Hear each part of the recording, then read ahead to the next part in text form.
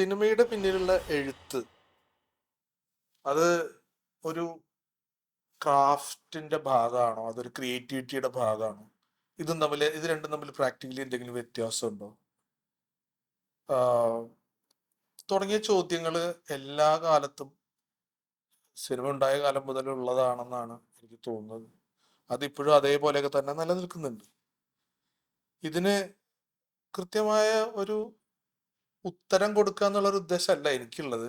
എൻ്റെ അനുഭവത്തെ ഷെയർ ചെയ്യാന്ന്. ഇപ്പൊ ഞാൻ കഴിഞ്ഞ കുറെ വർഷങ്ങളായിട്ട് മലയാളം സിനിമയായിട്ട് ബന്ധപ്പെട്ട് വർക്ക് ചെയ്യുന്ന ഒരാളാണ്. അപ്പൊ അതിൽ ഒരുപാട് ഫിലിം റൈറ്റേഴ്സിനെ കാണുകയും അവരുടെ പ്രോസസ്സിന്റെ ഭാഗമാവുകയും ചെയ്തിട്ടുണ്ട്. വളരെ സീനിയർ ആയിട്ടുള്ള റൈറ്റേഴ്സ് മുതൽ താരതമ്യേന വളരെ പുതിയ റൈറ്റേഴ്സ് വരെയുള്ള ആളുകളുടെ ഒപ്പം വർക്ക് ചെയ്യാൻ എനിക്ക് സാധിച്ചിട്ടുണ്ട്. അപ്പോൾ ഓരോരുത്തരുടെയും പ്രോസസ്സ് ഓരോ തരത്തിലായിട്ടാണ് എനിക്ക് ഫീൽ ചെയ്തിട്ടുള്ളത്. ചിലര് ഇപ്പൊ നമ്മൾ അതിനെ ടെക്നിക്കലി പല പേരുകളിലും നമ്മൾ പിന്നീട് അറിയപ്പെടുമ്പോൾ അവർക്ക് അങ്ങനെ ഒരു പേരുണ്ടല്ലോ. പാൻസേഴ്സ് എന്ന് പറയും, അല്ലെങ്കിൽ ചിലപ്പോൾ പ്ലോട്ടേഴ്സ് എന്ന് പറയും, അല്ലെങ്കിൽ ഔട്ട്ലൈൻ റൈറ്റേഴ്സ്, അല്ലെങ്കിൽ ഓർഗാനിക് റൈറ്റേഴ്സ്, അല്ലെങ്കിൽ ഡിസ്കവറി റൈറ്റേഴ്സ്, അങ്ങനെ പല പേരുകളിലൊക്കെ ഇത് അറിയപ്പെടാറുണ്ട്. അതായത് ഇപ്പം ചുരുക്കി പറഞ്ഞാല് ചിലര് ഒരു പേപ്പർ എടുത്ത് വെച്ചിട്ട് അങ്ങോട്ട് എഴുതുന്നു, അവസാനം വരെ ശുഭം എന്ന് പറഞ്ഞാൽ എഴുതി അവസാനിപ്പിക്കുന്നു. ഒരു ഡ്രാഫ്റ്റ് എഴുതി ഇതാണ് സിനിമ, ഇത് നിങ്ങൾ കൊണ്ടുപോയി ഷൂട്ട് ചെയ്തോളൂ എന്ന് പറഞ്ഞു കൊടുക്കുന്നു. ചിലരാകട്ടെ ഒന്നാമത്തെ സീൻ മുതൽ അവസാനത്തെ സീൻ വരെ സീനിലെ കണ്ടന്റുകൾ ആദ്യം ഇങ്ങനെ എഴുതി എഴുതി എഴുതി എഴുതി അത് ഡയറക്ഷൻ ടീമിന് കൊടുക്കും. ആ ഡയറക്ടർ അത് വെച്ചിട്ട് അവർ സിനിമ ആരംഭിക്കും. അങ്ങനെ ആരംഭിച്ചിട്ട് അതിൽ 12ാമത്തെ സീനാണ് ആദ്യം ഷൂട്ട് ചെയ്യണത് എന്ന് വെക്കുമ്പോൾ ആ 12ാമത്തെ സീൻ ലൊക്കേഷനിൽ ഇരുന്നിട്ടോ അല്ലെങ്കിൽ ലൊക്കേഷനിൽ ഷൂട്ട് ചെയ്യുന്നതിന്റെ തലേദിവസം രാത്രി ഹോട്ടലിൽ ഇരുന്നിട്ടോ ഈ സ്ക്രിപ്റ്റ് റൈറ്റർ എഴുതും. അതിൻ്റെ അത് കൊടുക്കും. അത് പിറ്റേ ദിവസം ഷൂട്ട് ചെയ്യും. അതിന്റെ പിറ്റേ ദിവസത്തേക്കുള്ളത് 24ാമത്തെ സീനാണെങ്കിൽ ആ 24ാമത്തെ സീൻ ഹോട്ടലിൽ ഇരുന്ന് എഴുതും, അല്ലെങ്കിൽ ചിലപ്പോൾ അവിടെ ലൊക്കേഷനിൽ ഇരുന്ന് എഴുതും. ഇത് ഇവിടെ മാത്രമല്ല, ലോകത്ത് എല്ലായിടത്തും ഇത്തരം രീതികൾ പല കാലഘട്ടങ്ങളിൽ നിലനിന്നിരുന്നു. ചില പ്രത്യേക സാഹചര്യങ്ങളാണ് അതിനെ. ഇനി തിരക്കഥയും കഥയും തമ്മിലുള്ള വ്യത്യാസം ആയിട്ട് ബന്ധപ്പെട്ടും ഇത്തരം അതായത് നമ്മളൊരു കഥ ഉണ്ടാവുന്നു, ആ കഥ തിരക്കഥയാവുന്നു, ആ തിരക്കഥ ഷൂട്ടിങ്ങിന് വേണ്ടിയിട്ട് ഉപയോഗിക്കുന്നു. തിരക്കഥ തിരക്കഥ എന്ന് പറയുന്നത് ഷൂട്ടിങ്ങിന്റെ മറ്റേ സിനിമയുടെ സംവിധാനം ചെയ്യുന്നതിന്റെ ബ്ലൂ പ്രിന്റ് ആണ് ഇതൊക്കെ ഇങ്ങനെയുള്ള വാക്കുകളൊക്കെ ഉപയോഗിക്കുമ്പോഴും അടിസ്ഥാനപരമായിട്ട് കഥ എഴുതുക എന്നതിലത്തെ കഥയുടെ ഒരു സർക്കിൾ പൂർണ്ണമാക്കുക എന്നതിൻ്റെ ഒരു ഒരു രീതിശാസ്ത്രം മനസ്സിലുള്ള ഒരാൾക്ക് കഥ എഴുതാൻ പറ്റുള്ളൂ. ഞാൻ കരുതുന്നത് എനിക്ക് സാധ്യമാവുന്ന, അല്ലെങ്കിൽ എൻ്റെ വളരെ അടുത്ത സുഹൃത്തുക്കൾക്ക് സാധ്യമാവുന്ന, പുതിയ തലമുറയിൽപ്പെട്ട എഴുത്തുകാർക്ക് സാധ്യമാവുന്നത് എങ്ങനെയാണെന്ന് വെച്ചാൽ, ഈ ഓർഗാനിക് റൈറ്റിംഗ് എന്ന് പറയുന്ന ഒരു രീതി, അല്ലെങ്കിൽ നമുക്ക് നാച്ചുറലായിട്ട് ഒരു കാര്യം തോന്നുന്നു, അത് എഴുതി തുടങ്ങുന്നു, ഇത് എഴുതി അവസാനിപ്പിക്കുന്നു എന്ന ഒരു രീതിയും, കഥയുടെ തുടക്കം മുതൽ അവസാനം വരെ നമ്മൾ ആലോചിച്ച് പ്ലാൻ ചെയ്ത് അതിനെ പ്ലോട്ട് ചെയ്ത് അതിനെ കൃത്യം സെഗ്മെന്റുകളിലേക്ക് ഫിക്സ് ചെയ്ത് എഴുതുന്ന മറ്റൊരു രീതിയും, ഈ രണ്ട് രീതിയും തമ്മിലുള്ള ഒരു ബ്ലെൻഡിങ് ആണ് സത്യത്തിൽ ആധുനിക കാലത്ത് സിനിമയുടെ തിരക്കഥയ്ക്ക് നല്ലതെന്ന് എനിക്ക് തോന്നാറുണ്ട്. കാരണം അതെങ്ങനെ നടപ്പിലാക്കണം എന്ന് വെച്ച് കഴിഞ്ഞാൽ, നമ്മളൊരു കഥയുടെ ആശയം വന്നു കഴിഞ്ഞാൽ ആ ആശയം നമ്മൾ അങ്ങോട്ട് എഴുതുക തിരക്കഥയുടെ രൂപത്തിൽ. തിരക്കഥയുടെ രൂപത്തിൽ എങ്ങനെയാണ് എഴുതേണ്ടത് എന്നുള്ളത് വേറൊരു പഠിക്കേണ്ട കാര്യമാണ്. ഓർഗാനിക് റൈറ്റിങ്ങിനെ പറ്റിയുള്ള ഒരു സാധനമാണ് ഞാനിപ്പോൾ പറഞ്ഞു വന്നത്. തിരക്കഥയുടെ കോൺഷ്യസ്നസ്. അത് നമ്മളത് അങ്ങനെ എഴുതുക. എഴുതി കഴിയുമ്പോൾ, എഴുതി തീരുമ്പോൾ ആ കഥ എന്താണ്, ആ കഥ എന്ന് നമ്മളോട് പറയും. ഇതാണ് ഞാൻ ഉദ്ദേശിക്കുന്ന കഥ എന്ന് ആ കഥ നമ്മളോട് തന്നെ പറയും. എന്നിട്ട് അത് തിരക്കഥ സങ്കേതങ്ങളിലെ തിരക്കഥയുടെ സെഗ്മെന്റുകളിൽ, ഇപ്പോൾ ഒരു 3 ആക്ട് സ്ട്രക്ചറിന് പറ്റിയൊരു കഥയാണോ അതല്ല അതൊരു നോൺ ലീനിയർ നരേറ്റീവ് മറ്റെന്തെങ്കിലും ശൈലിയിൽപ്പെട്ട ഒരു കഥയായിട്ട് എഴുതാൻ പറ്റുന്നതാണോ, അവതരിപ്പിച്ചാലാണോ, അങ്ങനെ ഒരു നരേറ്റീവില് ഒരു ഒരു ധാരണ ഉണ്ടാക്കിയതിന് ശേഷം ഈ കഥയെ ഈ നരേറ്റീവിന്റെ ഫോർമാറ്റിലേക്ക് റീറൈറ്റ് ചെയ്യുക എന്നുള്ളതാണ് കുറച്ചുകൂടെ നല്ലൊരു മോഡലായിട്ട് ഇപ്പം ഞാൻ മനസ്സിലാക്കുന്നത്. ഈ ഈ കഥ എഴുതുന്നത് പോലെ അത്ര ലാഘവത്തിൽ നമുക്ക് ചെയ്യാൻ പറ്റുന്ന ഒരു പരിപാടിയാണ് തിരക്കഥ എന്ന് എനിക്ക് അഭിപ്രായമില്ല. കാര്യം എന്ന് വെച്ചാൽ ഇത് കുറച്ചൊക്കെ ഇങ്ങനെ മനസ്സിലാക്കാൻ ശ്രമിച്ചതിന് ശേഷമാണ്. അതായത് ഇപ്പോൾ നമുക്കൊരു കഥ പറഞ്ഞ് തുടങ്ങാൻ പറ്റും. അതായത് കഥ പറഞ്ഞ് തുടങ്ങാന്ന് പറഞ്ഞാൽ സിനിമ തുടങ്ങുന്നു. ചിലപ്പോൾ ആ കഥ എങ്ങനെ അവസാനിപ്പിക്കണം എന്നും ചിലപ്പോൾ ഒരു ധാരണയുണ്ടാവും. ഇങ്ങനെ അവസാനിപ്പിക്കാം എന്ന് പറയുന്ന ഒരു ധാരണ. അപ്പോൾ തുടക്കം അവസാനമുണ്ട്. പക്ഷെ ഒരു സിനിമയുടെ ഒരു വലിയ ഭാഗം കെടുക്കുന്നത് ആ ഭാഗത്തിനകത്ത് എന്ത് പറയണം എന്ന് ഉള്ള ആശയക്കുഴപ്പം. ഇങ്ങനെ ഈ സ്ക്രീൻ റൈറ്റിങ്ങിന്റെ രീതികൾ മനസ്സിലാക്കാത്ത ആളുകൾ ചെയ്തു വരുമ്പോൾ പലപ്പോഴും വല്ലാതെ നമ്മൾ പിന്നെ ഈ സിനിമ കണ്ടു കഴിഞ്ഞിട്ട് വളരെ ലാഗാണെന്നോ ഭയങ്കര വലിച്ചിലുണ്ടെന്നോ എഫക്റ്റീവ് ആയില്ല എന്നോ അതെന്തിനായിരുന്നു എന്നൊക്കെ കൺഫ്യൂഷൻ അടിക്കുന്നതൊക്കെ ഇത് മനസ്സിലാക്കാത്തതിന്റെ പ്രശ്നമാണെന്ന് പലപ്പോഴും തോന്നിയിട്ടുണ്ട്. അപ്പോൾ ഈ എന്താണ് സത്യത്തിൽ ഈ തിരക്കഥയുടെ രീതികൾ നമ്മൾ മനസ്സിലാക്കിയാൽ എന്താ അതുകൊണ്ടുള്ള ഗുണം എന്താണെന്ന് വെച്ച് കഴിഞ്ഞാൽ കൃത്യമായിട്ട് ഒരേ പേസിങ്ങിൽ കൃത്യമായിട്ട് അടുക്കും ചിട്ടയായിട്ട് ഒരു കാര്യത്തിനെ എഫക്റ്റീവായിട്ട് ഇമോഷണലായിട്ട് നമുക്ക് പറയാൻ പറ്റും എന്നുള്ളതാണ്. കഥ, തിരക്കഥ ഇത് തമ്മിൽ വ്യത്യാസം എന്ത്, അല്ലെങ്കിൽ ഇതിനെ എങ്ങനെ ഡിഫൈൻ ചെയ്യണം, ഇങ്ങനെ അത് സംസാരിക്കുന്നതിനേക്കാൾ നല്ലതായിട്ട് എനിക്ക് തോന്നുന്നത് നമ്മൾ എന്തുകൊണ്ടാണ് ഇതിനെ ഡിഫറൻഷിയേറ്റ് ചെയ്യാനോ അല്ലെങ്കിൽ ഇതിനെപ്പറ്റി കൂടുതൽ പഠിക്കാനോ അല്ലെങ്കിൽ തിരക്കഥ എന്ന് പറയുന്നത് പഠിക്കേണ്ട ഒരു കാര്യമാണെന്നും കഥ എന്ന് പറയുന്നത് പഠിക്കേണ്ടാത്ത കാര്യമാണെന്നും ചർച്ച ചെയ്യേണ്ട കാര്യമില്ല. കാരണം കഥ പഠിക്കേണ്ട സാധനമാണ്. ലോകത്തെ ഇന്റർനാഷണൽ യൂണിവേഴ്സിറ്റികളിൽ പലയിടത്തും കഥ പഠിപ്പിക്കുന്നുണ്ട്. കഥ എഴുതാനും നോവൽ എഴുതാനും പഠിപ്പിക്കുന്ന കോഴ്സുകളുണ്ട്. അതുപോലെ തന്നെ ഒന്നാണ് തിരക്കഥ എഴുതാൻ പഠിപ്പിക്കുന്ന കോഴ്സ്. എന്തുകൊണ്ടാണ് നോവൽ എഴുതാനും കഥ എഴുതാനും പഠിപ്പിക്കുന്ന കോഴ്സ് കേരളത്തിൽ ഇല്ലാത്തതെന്നോ അല്ലെങ്കിൽ അതിനെന്തിനാണ് ആളുകൾ ചെന്ന് ചേരാത്തതെന്നോ നമുക്ക് ചോദിച്ചു കഴിഞ്ഞാൽ ആ ചേരാത്ത കാരണം തന്നെയാണ് തിരക്കഥ എഴുതാൻ പഠിക്കുമ്പോഴും ആളുകൾ പോവാത്തത്. എന്ന് വെച്ചാൽ അത് പഠിക്കേണ്ട ഒരു വിഷയമാണെന്നുള്ളൊരു ധാരണ നമ്മളിൽ എത്തിയിട്ടില്ല, അല്ലെങ്കിൽ പഠിച്ച് നന്നാക്കാവുന്ന ഒരു വിഷയമാണെന്നുള്ളൊരു ധാരണയില്ല എന്നാണ് എനിക്ക് തോന്നിയിട്ടുള്ളത്. അപ്പൊ എത്ര യൂണിവേഴ്സിറ്റി സ്റ്റുഡൻസ് ആണ് ഇന്റർനാഷണൽ യൂണിവേഴ്സിറ്റികളിൽ നിന്ന് ക്രിയേറ്റീവ് റൈറ്റിങ്ങിലോ അല്ലെങ്കിൽ നോവൽ എഴുതാൻ പഠിച്ച 3 വർഷത്തെ കോഴ്സ് കഴിഞ്ഞ കുട്ടികളാണ് യൂട്യൂബിലെല്ലാം അവർ പഠിച്ച കാര്യങ്ങൾ നമ്മളോട് ഷെയർ ചെയ്യുന്നത്. അപ്പോഴാണ് അവർ സെഗ്മെന്റ് ആയിട്ട് നീണ്ട സീരീസ് ആയിട്ട് അവര് 15-20 മിനിറ്റുള്ള കണ്ടന്റുകളായിട്ട് അവര് 10-20-30 എപ്പിസോഡ്സ് ചെയ്യാണ്. കഥ എഴുതാൻ അവരെ പഠിച്ചതുമായി ബന്ധപ്പെട്ട് നോവൽ എഴുതാനും കഥ എഴുതാനും. തിരക്കഥ മാത്രമല്ല, കഥയും നോവലും ഒക്കെ പഠിക്കേണ്ട സാധനങ്ങളാണ്. തിരക്കഥ പഠിക്കേണ്ടതല്ലാത്തൊരു സാധനമാണെന്ന് ആരെങ്കിലും പറയുന്നുണ്ടെങ്കിൽ അതേ കാരണങ്ങൾ കൊണ്ട് തന്നെയാണ് കഥയും പഠിക്കേണ്ട സാധനമല്ല, നോവലും പഠിക്കേണ്ട സാധനമല്ല. അതിങ്ങനെ വളരെ നാച്ചുറൽ ആയിട്ടുള്ള ഇൻബോൺ ടാലന്റിലൂടെ മാത്രം വരേണ്ട ഒരു കാര്യമാണ്, ഓർഗാനിക്കായിട്ട് മാത്രം വരേണ്ട ഒരു കാര്യമാണ് എന്ന് പറയുന്നത് അത്ര വലിയ ഒരു ഭയങ്കര വിപ്ലവകരമായൊരു സംഭവമാണ് ഞാൻ കരുതുന്നില്ല. കാരണം അങ്ങനെയാണെങ്കിൽ ഓർഗാനിക്കായിട്ട് ഉണ്ടാവുന്ന കുറച്ച് കഥകൾ മാത്രമേ ഈ ലോകത്തുണ്ടാവുള്ളൂ. മനുഷ്യരുടെ എല്ലാവരുടെയും കഥകൾ പുറത്തേക്ക് വരേണ്ട കാലമാണ്. നമ്മളൊരു പുതിയ സോഷ്യൽ മീഡിയ ഒക്കെ കണ്ടാൽ അറിയാം, ലോകത്തിൽ മനുഷ്യർ പല ഭാഗങ്ങളിൽ നിന്നുള്ള മനുഷ്യർ പല രീതികളിലുള്ള അവരുടെ കഥകൾ പറയാണ്. അങ്ങനെ പറയാനുള്ള ഒരു അവസരത്തിൽ ഇപ്പൊ നമുക്കറിയാം, ഇന്ന് നോവലുകളെക്കാളും കഥകളെക്കാളും വിറ്റുപോകുന്നത് പലപ്പോഴും പേഴ്സണൽ നോട്ട്സ് എന്ന് പറയുന്ന സാധനങ്ങളാണ്. അതെങ്ങനെ? കുറിപ്പുകളാണ്. അതുപോലെ അപ്പം ഇതിനെയൊക്കെ സാങ്കേതികമായി പഠിക്കാൻ നമുക്ക് സാധിച്ചാൽ ഒരു പക്ഷേ ഇന്നുണ്ടാവുന്നതിനേക്കാൾ കൂടുതൽ കണ്ടന്റ് പുറത്തേക്ക് വരും. ഓർഗാനിക്കായിട്ട് ചെയ്യുന്ന പറയുന്ന ആൾക്കാർ എന്താ ചെയ്യുന്നത്? അവർ ഇമിറ്റേറ്റ് ചെയ്യാണ് ചെയ്യുന്നത്. ലോകത്തിലെ എല്ലാ ആർട്ടും അവർക്ക് വായിച്ചിട്ടുള്ളത്, അവർക്ക് അനുഭവം ഉള്ളത്, പരിചയമുള്ളതുമായിട്ടുള്ള ഒരു മോഡലിനെ അവർക്ക് എഴുത്തുകാരനാവണം എന്നുള്ളത് കൊണ്ട് ആ മോഡലിനെ അവർ സംശീകരിച്ചിട്ട് ആ മോഡലിൽ അവർ റിപ്പീറ്റ് ചെയ്യാണ് ചെയ്യുന്നത്. ലോകത്തെല്ലാവരും അങ്ങനെ തന്നെ ചെയ്യുന്നത്.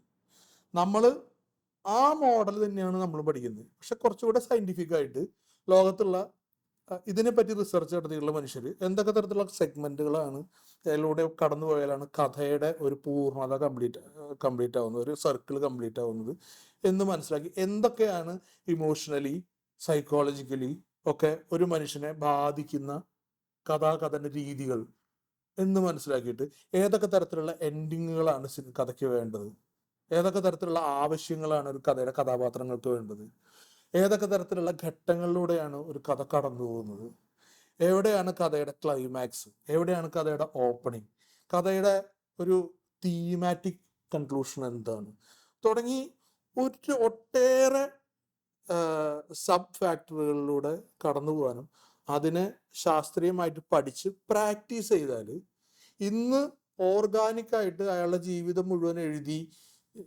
അവസാന കാലത്ത് തെളിഞ്ഞു എന്ന് പറയപ്പെടുന്ന കുറെ ആൾക്കാരുള്ളത് പോലെ അതിൻ്റെ 10 ഇരട്ടിയിലധികം ആളുകൾക്ക് ഇത് സാധ്യമാവും. ആ സാധ്യമാവാനുള്ള ശ്രമത്തിന്റെ ഭാഗമായിട്ടാണ് തിരക്കഥ പഠിക്കണമെന്നും, പ്രത്യേകിച്ച് ഞാൻ പറഞ്ഞത് ഇത് ഞാൻ പറയുന്നത് കഥയുടെ മാത്രം കഥ എന്ന് പറയുന്നത്, തിരക്കഥ അതിനേക്കാൾ സാങ്കേതികമാണ്. കാരണം എന്താ, തിരക്കഥ ഒരു പൂർണ്ണ ആർട്ടല്ല, കഥ ഒരു പൂർണ്ണ ആർട്ട് എന്ന് പറയുന്നത് പോലെ തിരക്കഥ ബേസിക്കലി എന്താ, തിരക്കഥ ഒരു ബ്ലൂ പ്രിന്റ് ആണ്. ഇപ്പൊ നമ്മൾ ബുർജ് ഖലീഫ ഉണ്ടാക്കണം, അതിനൊരു ബ്ലൂ പ്രിന്റ് വേണം. ആ ബ്ലൂ പ്രിന്റ് ഉണ്ടാക്കുമ്പോൾ അതിന്റെ കർവും അതിന്റെ പ്ലാനും എലിവേഷനും മാത്രമല്ല, അതിന്റെ ബലം എവിടെയാണ്, അതിന്റെ തൂണുകൾക്ക് എന്ത് ബലം വേണം, അതിന്റെ വാതിൽ, അതിന്റെ അങ്ങനെ ഒട്ടനവധി എഞ്ചിനീയറിംഗ് ചോദ്യങ്ങൾ അതിൻ്റെ ഉള്ളിൽ വരുന്നുണ്ട്. ഈ ചോദ്യങ്ങളൊക്കെ ഉൾപ്പെടുന്നതാണ് ഒരു സിനിമയുടെ സ്ക്രിപ്റ്റ്. അങ്ങനെയാണ് ഒരു കൽക്കി ഉണ്ടാക്കാൻ പറ്റുള്ളൂ, അങ്ങനെ ഒരു അവതാരം ഉണ്ടാക്കാൻ പറ്റുള്ളൂ, അങ്ങനെ ഒരു ടൈറ്റാനിക് ഉണ്ടാക്കാൻ പറ്റുള്ളൂ, അങ്ങനെ ഒരു ഡൂൺ ഉണ്ടാക്കാൻ പറ്റുള്ളൂ. അല്ലെങ്കിൽ അങ്ങനെ മാത്രമേ നമുക്ക് കൊച്ചു കൊച്ചു സിനിമകളായാലും ഉണ്ടാക്കാൻ പറ്റുള്ളൂ.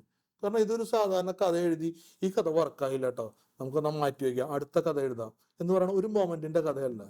ഇതൊരു വലിയ ഇൻവെസ്റ്റ്മെന്റ് കഥയുടെ ആദ്യ ഘട്ടത്തിൽ കഥ എഴുതാൻ പോലും നമ്മൾ ലക്ഷങ്ങൾ ചിലവാക്കണം. അവിടെ നിന്ന് തുടങ്ങി ഇൻവെസ്റ്റ്മെന്റ് ആവശ്യമുള്ള സാധനം. അപ്പൊ ആ ഇൻവെസ്റ്റ്മെന്റിന് സയന്റിഫിക് ആയിട്ടുള്ള ഒരു ട്രബിൾ ഷൂട്ടിംഗ് കൂടെ ആവശ്യമുണ്ട്. അതിന് വേണ്ടിയിട്ടാണ് സത്യത്തിൽ തിരക്കഥ പഠിക്കണം, തിരക്കഥയുടെ സ്ട്രക്ചർ പഠിക്കണം എന്ന് പറയുന്നതെന്നാണ് ഞാൻ മനസ്സിലാക്കുന്നത്. അല്ല, സിബി പറഞ്ഞപ്പോഴേ എനിക്ക് ഓർമ്മ വന്നൊരു കാര്യം പറയാം. ഈ മലയാളത്തിൽ സമീപകാലത്ത് ഭയങ്കരമായിട്ട് വിറ്റുപോയ ഒരു പുസ്തകം, അതിൻ്റെ ഇംഗ്ലീഷ് ട്രാൻസ്ലേഷൻ വന്നു. ഇംഗ്ലീഷ് ട്രാൻസ്ലേഷൻ വന്നു കഴിഞ്ഞപ്പോൾ അവർക്കിപ്പോൾ സ്വാഭാവികമായിട്ട് വലിയ പബ്ലിഷിംഗ് കമ്പനികൾക്ക് എഡിറ്റേഴ്സ് ഉണ്ടാവും. അപ്പോൾ അവർ ഇതിൻ്റെ ട്രാൻസ്ലേഷൻ വന്നു കഴിഞ്ഞപ്പോൾ പലപ്പോഴായിട്ട് ഇവരുടെ എഴുത്തുകാരിയായിട്ട്, ഇതിൻ്റെ ഒറിജിനൽ റൈറ്ററായിട്ട്, മലയാളിയായിട്ടുള്ള എഴുത്തുകാരിയായിട്ട് സംസാരിച്ചിട്ട് കുറേ ക്ലാരിഫിക്കേഷൻസ് വരുത്തി. നിങ്ങൾ തുടക്കത്തിൽ ഇന്ന ഒരു കാര്യം പറയണ്ടല്ലോ, അതെന്തിനായിരുന്നു, ഇന്ന കാര്യം ഇവിടെ പറഞ്ഞതിന് പിന്നീട് ഒരു തുടർച്ച ഉണ്ടായിരുന്നില്ലല്ലോ, ഇങ്ങനെ കുറേ കാര്യങ്ങൾ ഈ പുതിയ പബ്ലിഷിംഗ് കമ്പനി ചോദിക്കുമ്പോഴാണ് ഇവർ തന്നെ ആലോചിക്കുന്നത്. അങ്ങനെ ഇവർ പറഞ്ഞ ഉത്തരങ്ങളിൽ നിന്ന് അതും കൂടെ സ്വീകരിച്ചുകൊണ്ട് അവർ ഒരു പുതിയ രീതിയിൽ അതിനെ എഡിറ്റ് ചെയ്ത് കഴിഞ്ഞപ്പോൾ മലയാളത്തിൽ വന്ന പുസ്തകത്തിനേക്കാൾ വളരെ കനം കുറഞ്ഞ ഒരു പുസ്തകമായിട്ട് മാറി. അപ്പോൾ ആ എഴുത്തുകാരി തന്നെ കേരളത്തിൽ നടന്നൊരു ലിറ്റററി ഫെസ്റ്റിവലിൽ പറഞ്ഞൊരു കാര്യം എന്താണെന്ന് വെച്ചാൽ, അത് അത്തരത്തിലുള്ളൊരു രീതി നിലവിലുണ്ടെന്ന്, ആ രീതി കൊണ്ട് ഇത്രയും റിഫൈൻഡ് ആയിട്ടുള്ള രൂപത്തിൽ ഒരു കഥയെ പുസ്തക രൂപത്തിൽ അവതരിപ്പിക്കാൻ പറ്റുന്ന അപ്പോഴാണ് അവർക്ക് മനസ്സിലാവുന്നത്. അപ്പോൾ സത്യത്തിൽ ഇത് പുറം നാടുകളിലൊക്കെ വളരെ സർവ്വസാധാരണമായിട്ടുള്ളൊരു കാര്യം നമ്മുടെ ഇവിടെ പലരും പ്രാക്ടീസ് ചെയ്യുന്നില്ല എന്നുള്ളത് മാത്രമേ ഉള്ളൂ. തിരക്കഥയിലേക്ക് വരികയാണെങ്കിൽ തിരക്കഥ പഠിച്ചാലുണ്ടാവുന്ന പല ഗുണങ്ങളുണ്ടെന്നാണ് എനിക്ക് തോന്നുന്നത്. അതിൽ ഒരു ഗുണം എന്ന് പറഞ്ഞു കഴിഞ്ഞിട്ടുണ്ടെങ്കിൽ നമുക്ക് ചിലപ്പോൾ തുടങ്ങാനും അവസാനിപ്പിക്കാനും അറിയാം. അതിനകത്ത് വരുന്ന ഒരുപാട് സമയത്തിനകത്ത് കുറേ കാര്യങ്ങളിൽ എന്തൊക്കെ കാര്യങ്ങൾ നമ്മൾ പറയണം. പലപ്പോഴും നമ്മൾ ചില സിനിമകളൊക്കെ കാണുമ്പോൾ ഭയങ്കര അനാവശ്യമായിട്ടുള്ള സീനുകളെന്നോ അനാവശ്യമായിട്ടുള്ള കഥാപാത്രങ്ങളെന്നോ ഒക്കെ പറയുന്നത് നമുക്ക് ചിലപ്പോൾ ഒഴിവാക്കി കൊടുക്കാനായിട്ട് പറ്റും. അല്ലെങ്കിൽ ചിലപ്പോൾ ഒരു സ്ഥലത്ത് കഥ നിന്നുപോയിട്ടുണ്ടെങ്കിൽ നമ്മൾ ചില കാര്യങ്ങൾ അപ്ലൈ ചെയ്ത് കഴിഞ്ഞിട്ടുണ്ടെങ്കിൽ ചിലപ്പോൾ നമുക്കത് മുമ്പോട്ട് കൊണ്ടുപോകാനായിട്ട് പറ്റും. പ്രശ്നങ്ങൾ ഒരു കഥാരൂപത്തിൽ അല്ലെങ്കിൽ ഒരു സ്റ്റോറി വേൾഡിലൊക്കെ നമ്മൾ ഉണ്ടാക്കിയേക്കണ പ്രശ്നങ്ങൾക്ക് സൊല്യൂഷൻ കണ്ടെത്താൻ പറ്റും എന്നുള്ളതാണ് ഏറ്റവും പ്രധാനപ്പെട്ട ഒരു കാര്യമായിട്ട് എനിക്ക് തോന്നുന്നത് ഇതിനകത്ത്. അത് 2 കാര്യങ്ങളാണ് ഇപ്പോൾ അതിൽ പറഞ്ഞത്. രണ്ടാമത്തെ കാര്യം വളരെ ഇമ്പോർട്ടൻ്റ് ആയിരുന്നു. അത് ആദ്യ കാര്യം, ഇത് തിരക്കഥ എന്ന് പറഞ്ഞ കാര്യം അല്ലെങ്കിൽ കഥ എന്ന് പറയുന്ന സാധനം നമ്മൾ എഴുതാൻ പഠിക്കേണ്ടതാണോ, അതൊരു ചോദ്യമാണ്. രണ്ടാമത്തെ ചോദ്യം, ഇതിനൊരു എഡിറ്റർ ആവശ്യമുണ്ടോ? ഇത് രണ്ടും പ്രധാനപ്പെട്ടതാണ്. കാരണം ഒരു തിരക്കഥ എഴുതുന്നു എന്ന് പറയുന്ന അതേ പ്രസക്തിയോട് ഇത് എഡിറ്റ് ചെയ്യുകയോ അല്ലെങ്കിൽ സ്ക്രിപ്റ്റ് ഡോക്ടറിംഗ് നമുക്ക് കുറച്ചുകൂടെ ഭംഗിയായിട്ട് സ്ക്രിപ്റ്റ് ഡോക്ടറിംഗ് നടത്തുകയോ വേണം. കാരണം ഇത് വേറൊരാളുടെ പെർസ്പെക്റ്റീവില് ഓരോരുത്തരും ഇപ്പോൾ ഒരു തിരക്കഥ നല്ലതാണോ ചീത്തയാണോ എന്നറിയാനുള്ള ടെസ്റ്റ് നമ്മൾ എങ്ങനെയാണ് നടത്തുക? അത് നടത്താൻ, കാരണം ഇതൊരു ഇമോഷണൽ ലെവലിൽ നിൽക്കുന്ന ഒരു സാധനമാണ്. ഒരു കാര്യവും ഒരു പുതിയ കാര്യവും നമ്മൾ പഴയ ടൂൾ വെച്ച് അളക്കാനും പറ്റില്ല. ഇന്നിപ്പോൾ ഒരു പുതിയ തരത്തിലുള്ള ഒരു കഥന രീതി വന്നാൽ അത് നമ്മൾ ഇതുവരെ അപ്ലൈ ചെയ്ത എല്ലാ സാധ്യതകളെയും മറികടക്കുന്ന ഒരു രീതിയായിരിക്കും. ആ രീതി ഒരിക്കലും നമുക്ക് പഴയ ടൂളുകൾ വെച്ചിട്ട് അപ്ലൈ ചെയ്യാൻ പറ്റില്ല. അപ്പൊ ഇതൊരു സെറ്റ് ഓഫ് ടൂൾസ് അല്ല സത്യത്തിൽ. നമ്മൾ ഈ കഥയുടെ പഠനത്തെ പറ്റി പറയണം. നമ്മള് ഒരു ചില തിരിച്ചറിവുകൾ ഉണ്ടാവും. തിരിച്ചറിവുണ്ട്. നമ്മളൊരു ഇപ്പൊ ഇങ്ങനെ പറഞ്ഞാൽ ഈ ഘട്ടത്തിൽ ഇങ്ങനെ പോയില്ലെങ്കിൽ നമ്മൾ കഥയുടെ ഗ്രാഫ്, ഇമോഷണൽ ഗ്രാഫ് താഴും. അല്ലെങ്കിൽ ഇത്രയും സമയത്തിനുള്ളിൽ, ഇപ്പൊ 15 മിനിറ്റിനുള്ളിൽ നമ്മൾ ഇത്രയും കാര്യം പറഞ്ഞില്ല എന്നുണ്ടെങ്കിൽ ആളുകൾക്ക് ലാഗ് ഫീൽ ചെയ്യും. അല്ലെങ്കിൽ അരമണിക്കൂർ കഴിയുമ്പോഴെങ്കിലും നമ്മൾ കഥയിലേക്ക് കടന്നില്ലെങ്കിൽ കഥ അറിയാതെ ആളുകൾ വട്ട ചുറ്റും എന്ന് പറയുന്ന കാര്യങ്ങൾ ഒരു AI ക്രിയേറ്റ് ചെയ്യുന്നത് പോലെയാണ് റിസർച്ചേഴ്സ് ക്രിയേറ്റ് ചെയ്തിരിക്കുന്നത്. അതായത് അല്ല, ഒരു കാര്യമുള്ള എനിക്ക് പെട്ടെന്ന് ഓർമ്മ വന്ന കാര്യം എന്ന് പറഞ്ഞാൽ, സിനിമ തുടങ്ങുമ്പോഴല്ല അതിനകത്ത് ഡ്രാമ തുടങ്ങുന്നത്. ആ ഡ്രാമ നമ്മളിപ്പോൾ തുടങ്ങുന്നു എന്നുള്ളത് ആണ് ഇതിനകത്ത് ഭയങ്കര പ്രധാനപ്പെട്ട ഒരു കാര്യം. ഇപ്പൊ ഞാൻ പറഞ്ഞത് AI എന്താ ചെയ്യണേ? AI ഇതുവരെയുള്ള എല്ലാ ഇൻഫർമേഷനും കളക്ട് ചെയ്തിട്ട് ഒരു റിസൾട്ട് അവതരിപ്പിക്കുക ചെയ്യുന്നത്.